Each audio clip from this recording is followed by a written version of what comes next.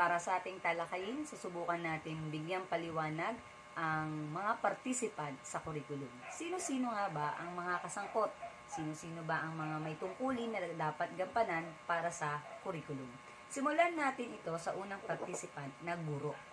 Sino nga ba ang guro at ano ang gampanin ng guro para sa curriculum? Ang mga guro ay hindi lamang katuwang para sa pagdidisenyo ng curriculum. Sila din ay nagiging bahagi ng mga pananaliksik para sa pangangailangan, implementasyon at pagtataya ng curriculum. Gayon din, ang mga guro ay nagkakaroon ng gampanin upang sila ay magpatibay, magsulong o mag-develop ng mga programa na isa sa kanilang mga tungkulin. Gayon din, ang mga komite ay maaaring sumailalim sa mga samahan o pangkat na nagkakaroon ng iba't ibang pamamaraan o iba't ibang organisasyon na magkaiba ang tuon at pangangasiwa kung ang pagbabasihan natin ay school-based. Nagkakaroon ng kolaborasyon ang guro sa paaralan, administrasyon o administrador, mga kasapi at ating komunidad at bahagi na rin ng ating pamayanan. Ang guro ay dapat nakasangkot sa bawat yugto ng pagdevelop ng curriculum. Kapag sinabi natin curriculum, kaugnay dito at laging kasangkot ang usapin tungkol sa pondo, tauhan, ugnayan ng komunidad at iba pa. Ang ikalawa nating participant ay ang mag-aaral.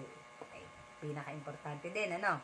Ang mga mag-aaral ay nararapat na may boses o tinig sa pagdevelop ng curriculum. Hindi lamang sila yung ating tuon o target pa sa pagdedesenyo ng curriculum. Bagkus, dapat sila ay may boses din kung paano ito dapat isaalang-alang. Mahalaga ang kanilang input at ito ang kanilang karapatan. Ngunit, ang pagpapahintulot na sila ay makisangkot sa pagdevelop ng curriculum ay higit na maaring makapagpatibay o makapagpalakas at makahikayat sa kanila na tumanggap ng responsibilidad o gampanin sa mga usaping may kinalaman sa panig ng mga mag-aaral. Ang ikatlong participant naman natin ay ang mga punong guro. Upang mapagtagumpayan ang pagsasakatuparan, pagpapatupad o pagpaplano ng ating curriculum sa isang paaralan, ang punong guro ang unang-unang dapat na kasangkot. Gayunpaman, maraming punong guro ang tila nakakalungkot tingnan, no? Pero may ilan na punong guro na nagkukulang sa curricular at instruksyonal na kahusayan. Kadalasan mas napagtutuunan ng pansin ang pagpapalawak ng pamamahala, pangangasiwa na perspektibo kaysa sa mga pangangailangan o aspetong pang-curriculum. Maraming programang pangkolehiyo na nagtuturo sa mga punong guro na maglaan ng konting oras sa curriculum, ang mga usaping personal, batas ng edukasyon tulad ng pananalapi ng paaralan, modelong organisasyon ay binibigyan diin din maaaring kahinaan o maaaring pagkukulang ang curriculum at instruksyon. Dito nagkukulang sa bahaging ito. Mas napagtutuunan nga yung pangangasiwa at pangangalaga ng paaralan. Pero kabuuan, pangunahing nagsusulong ng implementasyon at nagbababa nito sa mga guro ay ang punong guro. Ang kasunod na participant natin ay ang curriculum specialist. Sino ba itong mga curriculum specialist na to? Kilala ba natin sila? At ano ang kanilang tungkulin? Sila yung mga kumakatawan sa pangunahing gampanin ng pagde-develop ng ating curriculum at implementasyon nito. Siyempre, ang mga tinatawag nating coordinator ng curriculum o direktor, ang kadalasan na tinatawag nating curriculum generalist. Sila ay may malawak na kaalaman sa curriculum at dalubhasa sa paglikha at implementasyon sa o ng curriculum. Sila rin, yung tinatawag natin na iba pang generalist sa isang paaralan ay maaaring kinikilala natin bilang direktor, maaari ng pang-elementarya o kaya maaari ng pang-sekundarya. Ang mga taong ito ay may tiyak na kahusayang pang-nilalaman sa bawat asignatura o yung tinatawag natin mga supervisor o supervisor, yung chairperson at saka yung mga heads. Mayroon silang kaligirang kaalaman sa curriculum sa bawat larangan o sa bawat asignatura. Ang mga eksperto sa pagdedesenyong instructional ay maaaring maggabay sa pagpili ng mga pedagogical na dulog o integrasyon ng sistema ng media sa curriculum. Yan ilan sa mga halimbawa. Ganon din, pag sinabi natin curriculum specialist, sila yung mga responsable sa pagtitiyak ng mga programa na ito ay may maayos na konseptualisasyon, disenyo at implementasyon o na isa sa katuparan ba ito. Ito ay nangangailangan ng malawak na pag-unawa sa kurikular na kasanayan ng mga tao. Gayon din, ang mga curriculum specialist na tinatawag natin ay dapat na may kaalaman sa pagdidisenyo at pagdevelop, gayon na rin sa pamamahala, pagtataya at paglalatag ng mga instruksyon kung paano ito ituturo o paano ito isasagawa. Ang maaaring ang isang maliit na paaralan ay humiling ng tulong sa labas ng kanilang dibisyon para sa pagde-develop ng curriculum. Ito yung mga tinatawag nating outsider na facilitators. Na ito yung maaaring eksperto sa pangnilalaman na asignatura at makakatulong sa pagpili at pagsasaayos ng kanilang nilalaman o nilalaman ng curriculum. Ang isa pa nating participant ay ang mga superintendent. Sila ang nangunguna o nagpapayo sa pangkahalatang curriculum ng komite. Tagapag-ulat din sila sa superintendent ng mga pangunahing kaganapan sa larangan ng curriculum at kung paano ito nakakaapekto sa sistema ng paaralan. Nakikipagtulungan ang mga superintendent sa mga direktor ng pang-elementarya o kaya sa ngayon ng sekundarya ukol sa mga gawaing kurikular.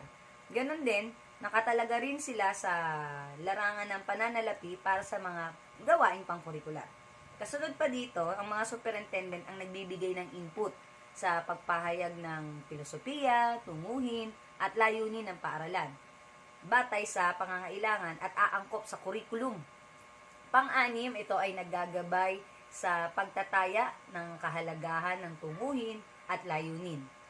Kasunod, namamahala din ang mga superintendents sa mga panandalian o di kaya ay pangmatagalang mga gawaing nakadisenyo na makakatulong para palakasin ang programa. At huli, sila rin ay tumutulong sa pagbuo ng mga filosofiya kaugnay ng pagbabago, inobasyon o pagpapabuti ng curriculum. Okay. Sa kabuuan, pag tinignan natin yung ating mga superintendent o yung tinatawag na chief administrator ng paaralan, sila yung mga tumutugon sa iba't ibang mga bagay-bagay bago ang school board. Sila yung maaaring manguna sa una na yung pagbabago na nagaganap sa paaralan, dalawa yung pagpoproseso ng mga pangangailangan para sa pagbabago o pangangailangan pang edukasyon. Kung titingnan natin ang katangian ng mabuting superintendent ay bukas sa pagbabago. Okay, kagaya nga, nagkaroon tayo ng inobasyon, nagkaroon tayo ng K-12. At hinahayaan na tumugon ang curriculum sa mga pagbabagong pangangailangan. Sila ay responsable sa kabuuang aksyon na pang-edukasyonal na pangangailangan at nakaugnay sila sa school board. Dapat dito na ang mga superintendent ay nagkakaroon ng aksyon, no, pagsasakatuparan ng aksyong kurikular na umaasa ang lahat ng aspekto ng programa ng paaralan sa pagtatakda ng komunikasyon, sa pagpaparating ng impormasyon at ibilang ang publiko sa kaugnay ng prosesong pang-curriculum. Okay.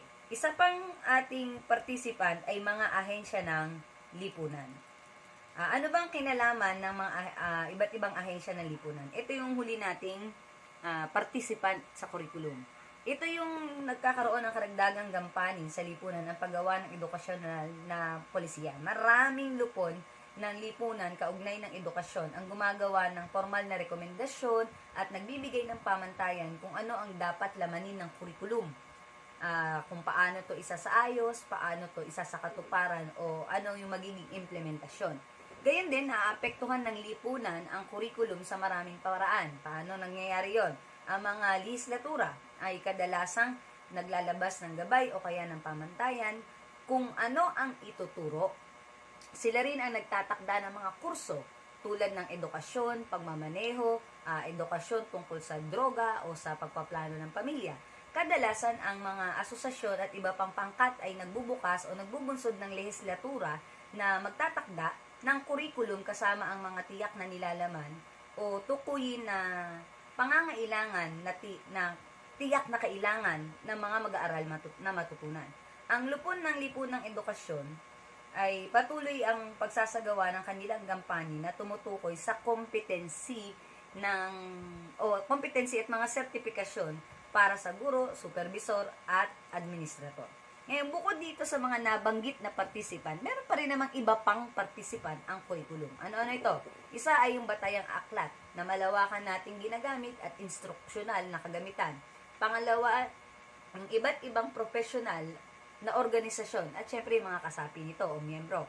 Ikatlo, iba pang pangkat ng tao sa labas ng paaralan ay nakaiimpluwensya rin sa implementasyon, pagdidisenyo at pagsasagawa ng implementasyon ng kurikulum. At ganoon din ang mga kolehiyo, pamantasan, mga tuwiran o di-tuwiran na nakaiimpluwensya sa development ng curriculum. Maaaring ito yung tinatawag natin mga educational consultant na nagbumula sa iba't ibang kolehiyo. May ilan din na samahan, katulad ng mga foundation na nagbibigay ng malaking alokasyon para sa edukasyon gamit ang teknolohiya, yung scholarship, pondo ng pang-programa. So, ito yung iba pang participant ng curriculum. Nawa ay nalinawan natin kung ano-ano o sino-sino ang kasapi, kabilang na mga participant ng ating curriculum. Ngayon, ang huling tanong na iiwan ko sa inyo, ano-ano ang pagkakaiba ng tungkulin ng bawat isa sa nabanggit na participant? Nawa po ay nagkaroon kayo ng pag-unawa sa ating sinubukang ipaliwanag na talakayin dito sa Filipino. Tara, usap tayo.